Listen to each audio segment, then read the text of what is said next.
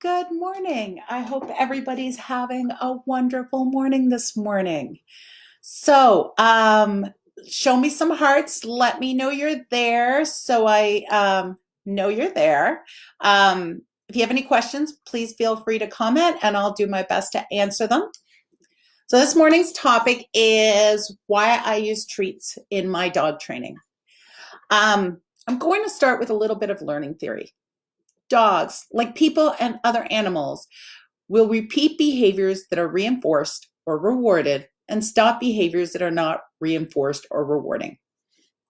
So that means that anything you want your dog to do again, you want to make sure is being reinforced or rewarded. And anything you don't want your dog to do again, and this is really important, you want to make sure is not being reinforced or rewarded. And sometimes it is the environment reinforcing your dog, such as you call your dog takes off and goes and chases squirrels. That's a case of the environment reinforcing your dog, and you not being able to control that reinforcement. So for rewarding to be usable for you, you need to be able to control it, and your dog needs to want it. So I got, as some of you know, I got a puppy a few weeks ago. For the first week I had her, she had very little food drive. That means that even though I was trying to reinforce her with food, she didn't want it.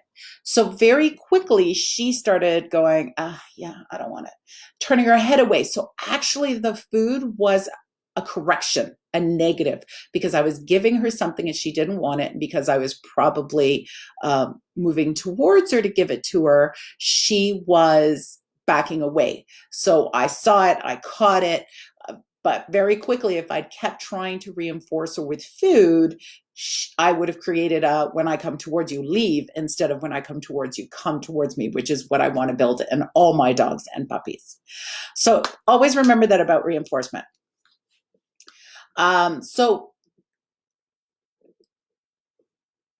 Some examples of stuff you want to reinforce are coming when called, lying quietly in a crate, walking well on leash, greeting guests appropriately. There's lots of behaviors you want to reinforce, especially when you have a brand new dog or a puppy, because they are a blank slate.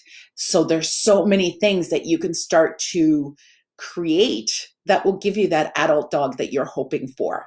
With an adult dog, or adult dog who's lived with you for a while, they have habits. So it's a little harder because you have to make sure they're not, when you want to change a behavior, you have to make sure they're not earning reinforcement for something they already obviously have reinforcement or they wouldn't continue doing, such as jumping on your company. Some things that are reinforcing to your dog other than food. Attention, good and bad attention are reinforcement. Always remember that. Cuddles, depends on the dog, depends on the situation. At night, when they're tired and they want to sit on your lap, cuddles are huge. When they want to chase squirrels, cuddles are meh. They may be a correction depending on the dog who's like, don't touch me, I'm busy. Some dogs may still think they're a reward. Every dog is different. Playing. If your dog will play with you or playing with another dog is usually reinforcing. Otherwise, it's not really playing. But stuff like when you open the door for your dog to go outside, if your dog likes to go outside, that's reinforcing. So if your dog is barking and jumping at that door and you open it, you are reinforcing your dog. If you wait till your dog is calm and you open it, you are reinforcing calm behavior.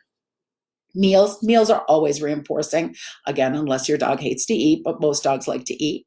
Walks, most dogs going for a walk is reinforcing. So again, if your dog is barking, screaming to go out for a walk and you put a leash on him and take him out, you are reinforcing the dog.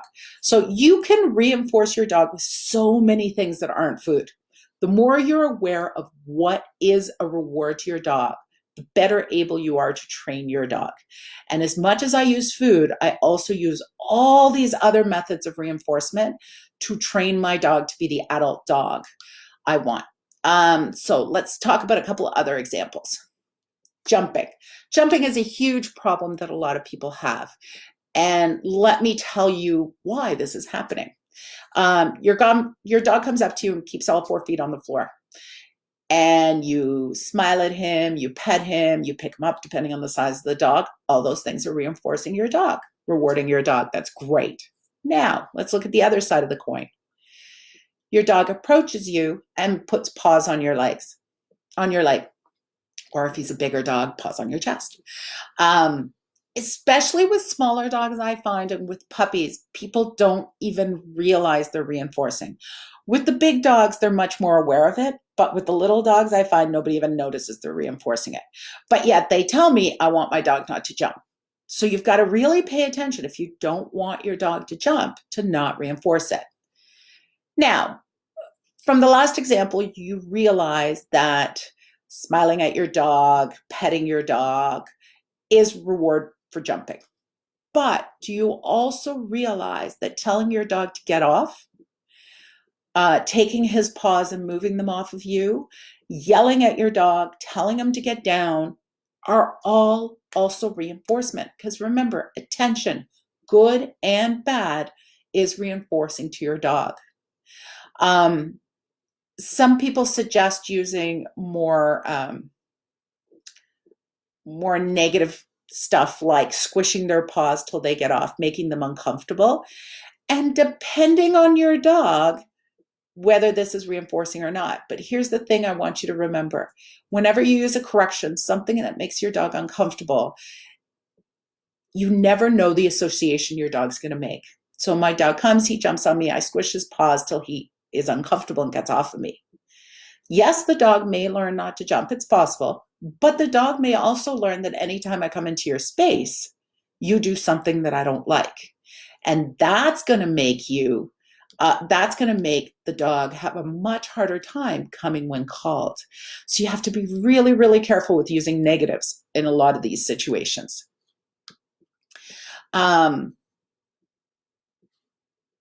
So the next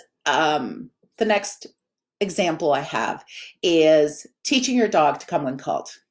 So you want your dog, everybody wants their dogs to come when called, but you don't want to use food. So what are things you could do to reinforce rewarding their name? You could call them and take off running. Most dogs like to chase, so that's usually a reward.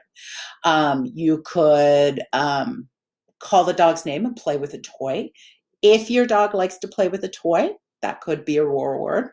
You could call your dog's name and then open the door to go outside. I worked with a greyhound once that could not have cared less about food, but loved to go in the car.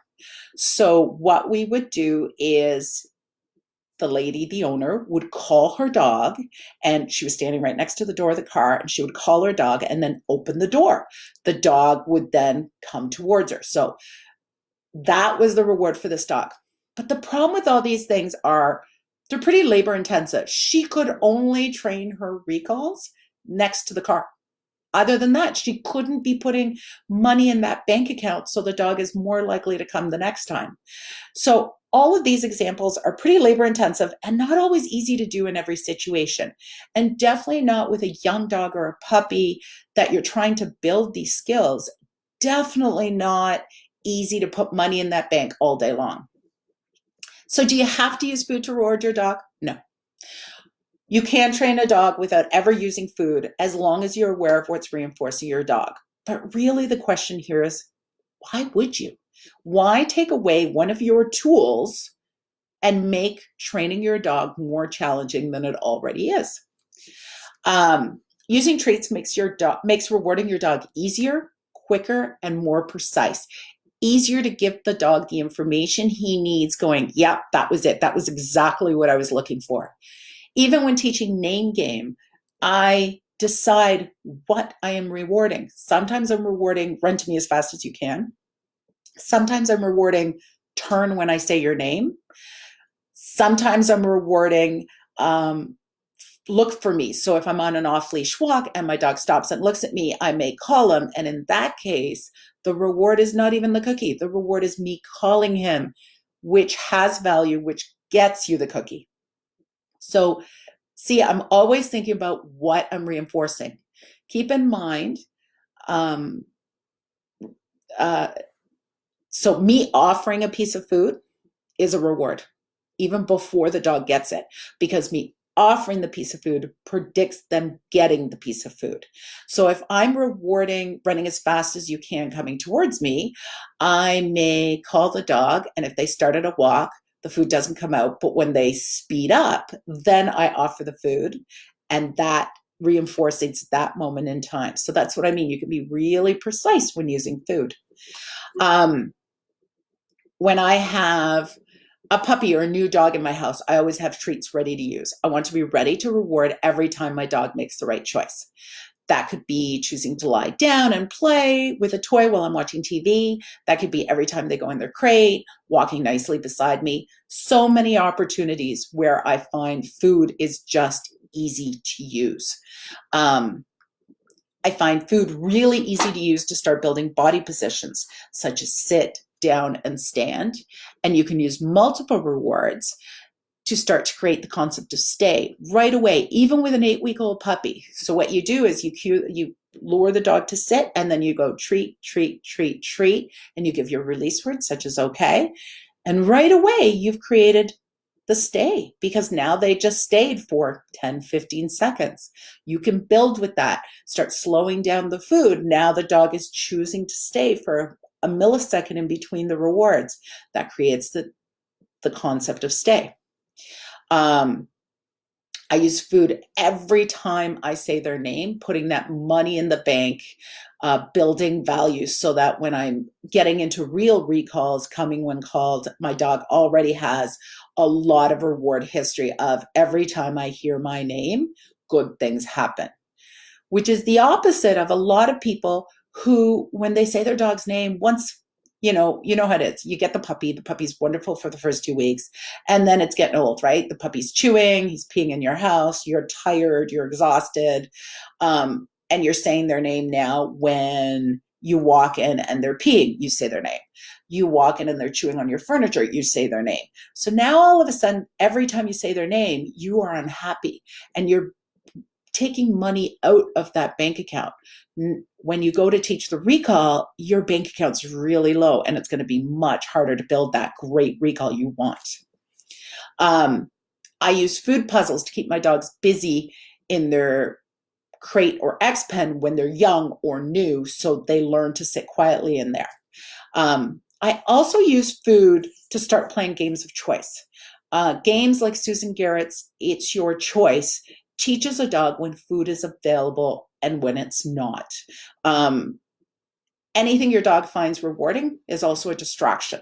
So you want to start right from the beginning, teaching them when it's available. When I hold food, you are not ever supposed to grab it and take it away from me. You are supposed to wait till I give it to you. So I am teaching that right away, and I use food because that is a big drive for the dog. So Dave just asked, should you always have food available as a reward if possible? With a young dog or a puppy, yes, I try to have food available most of the time.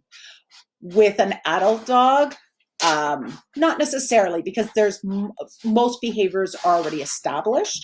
But if I'm trying to change behavior, yes, I would definitely have food available on top of management. No, it's not just about food. You also, if you're changing behavior, you want to have management in place. Trying to think of an example. So if I'm teaching my dog, let's say I'm teaching my dog that I am not going to let you out till you're calm at the back door. So I go to the door, and I'm going to have food on me, and I'm going to possibly cue the sit, give them a hand signal, and reward them a couple of times. Because if the dog's old history is running to the door and barking, I need to interrupt that, because otherwise we're going to go to the door. He's going to bark for 5 minutes. I'm going to stand there, and eventually he's going to go, oh yeah, what if I shut up? Instead, I'm going to go to the door and right away cue the set, reward, reward, reward. Now I've created calm. Now I'm going to open the door and let them out. So depending what you're working on, yes, you need food available at all times. Okay. So in conclusion of everything I've said, to me, using food in training is a very useful tool. Not using it to me is taking away. It's like tying one of your hands behind your back. It doesn't make sense to me not to use it. And I don't understand trainers who are so very, very proud of them not using food. Using food does not make you less of a trainer, does not make your dog respect you less. It just makes explaining to your dog what is expected so much easier. I won't deny that using food incorrectly can create some nasty behaviors. Usually it's because what is being reinforced isn't what you think you're reinforcing. So you end up reinforcing nasty behaviors like barking at food or jumping at you. In the comments below, I'm gonna paste a link to a post I did in January talking about how to make sure your dog understands how to stay calm and thoughtful when you're using food. Okay, guys. Let me know if there's any questions. I will stick around for a while so that I can answer them right away. But if they come a little later on and you watch it after the fact, no problem. I will get you answered. Have a wonderful week, and we will see you all again next Friday. If you have any comments you'd like me to talk about, please feel free to write them in the comments, and I would be more than happy to accommodate you. Have a great week. Bye.